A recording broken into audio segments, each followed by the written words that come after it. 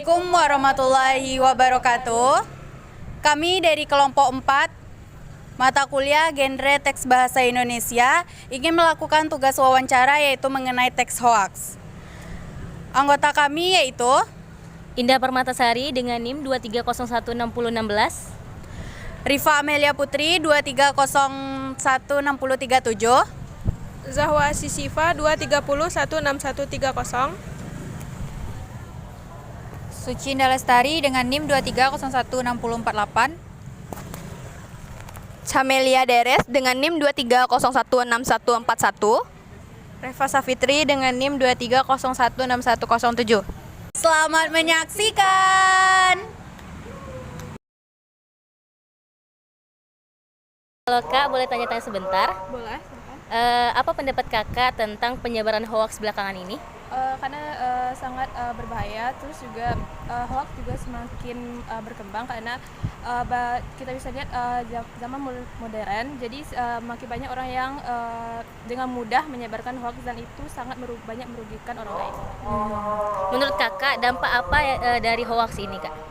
Banyak ya dampaknya. Kalau dampak negatif, ada orang yang misalnya kayak wawancara kerja, terus mereka menyebarkan hoax seperti kayak minta uang, itu sangat merugikan orang dalam segi ekonomi. Gitu. Kalau Kakak sendiri apa pernah merasakan? Alhamdulillah enggak ya. Alhamdulillah Jadi, ya.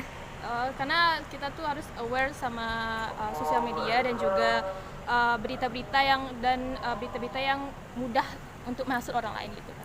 Kalau menurut Kakak sendiri, bagaimana cara kira-kira orang yang sebelumnya terkena hoaks, bagaimana cara mengatasinya agar tidak terkena kembali gitu, Kak? Itu menurut kakak ya itu dari diri sendiri sih sebenarnya.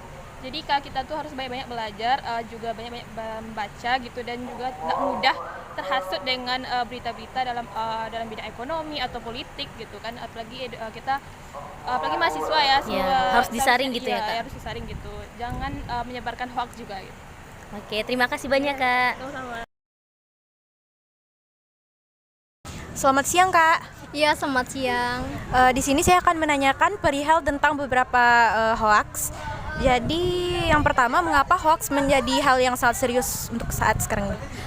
Karena hoaks dapat menyesatkan informasi, bisa muncul karena kurangnya verifikasi. Jadi karena adanya hoaks ini, bisa orang-orang yang ada membaca beritanya, dia akan mudah terpercaya karena adanya hoaks ini.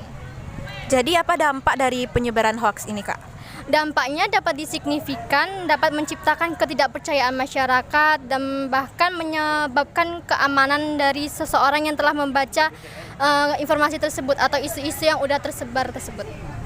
Jadi apa solusi yang dapat kita hentikan atas dampak ini Kak? Solusinya mungkin bisa seperti edukasi publik dan iliterasi menjadi kunci, juga pentingnya kerjasama antara pemerintah ataupun masyarakat lainnya yang telah membuat berita-berita hoaks tersebut, mungkin yang sudah disebar melalui digital, maka ada pengurangan sebenarnya supaya kita bisa berkurangnya berita-berita hoaks ini. Selain itu, masyarakat lebih perlu kritis dalam menerima informasi dan melakukan verifikasi sebelum menyebarkannya.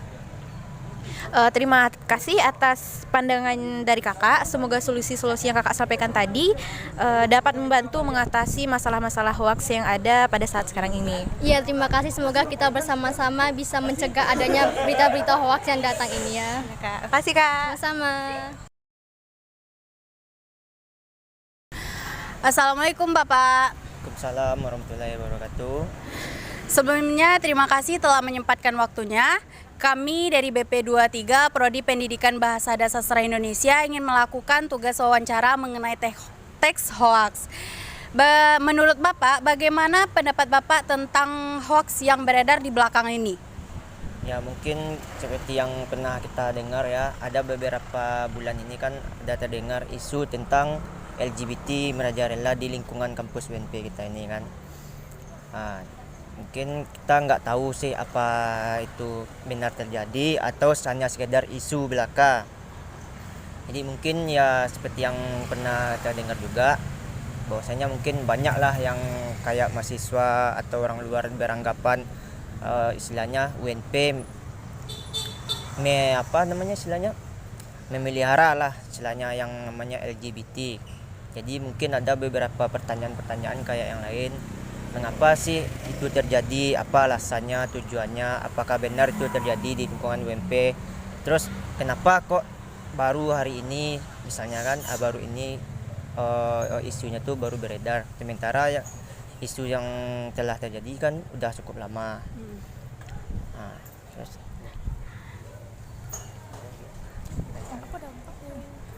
Menurut Bapak apa dampak dari hoax tersebut? kalau dampak ya mungkin yang kayak sering terjadi kan dampaknya mungkin banyak lah, sekiranya kayak mahasiswa yang takut down gitu kan. Terutama apalagi kalau LGBT ini sempat merajalela gitu di dalam dunia perkampusan. Kadang kita kan nggak tahu apa sih arti LGBT segala macam. Bagi yang istilahnya yang mengetahui terus otomatis lebih waspada atau gimana gitu kan. Soalnya isu yang terjadi itu banyak yang bilang kalau itu real terjadi, tapi kita nggak tahu di mana posisinya. Seperti selebaran yang bertaburan di sekitaran UNP yang beberapa bulan yang lalu gitu kan. Menurut Bapak, solusi seperti apa yang harus dilakukan untuk mengatasi hoax tersebut? Kalau solusi ya